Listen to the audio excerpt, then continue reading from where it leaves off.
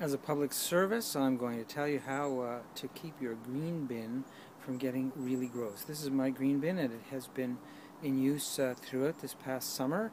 It's had some pretty gross recyclable or compostable material put in it. Obviously it's collected every week, but I think you've probably heard of the worst cases where there are actually maggots crawling out of people's green bins and that sort of thing, and I've managed to avoid that completely. Let's have a look inside and see what it looks like.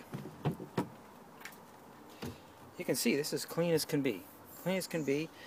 In the bottom I have there a bag that contains, actually I'll tell you, it contains some pretty gross compost that's getting pretty ripe right now. So the way I do it is in the kitchen I do put the compost into one of these small food bags. It's too bad that we have to buy an extra thing just to participate, but it is in fact going to a system where they manage to take off energy instead of it turning into just more landfill.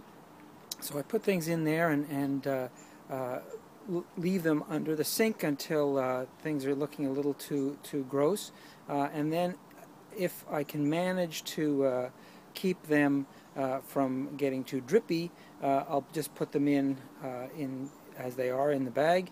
If it turns out that they are getting really gross and liquefying, that's when I step up to these larger bags and I put the smaller bags inside the larger bags, and then I fold over the top. And usually that doesn't happen until 3 or 4 days into the session, and so there's only another 3 or 4 days left.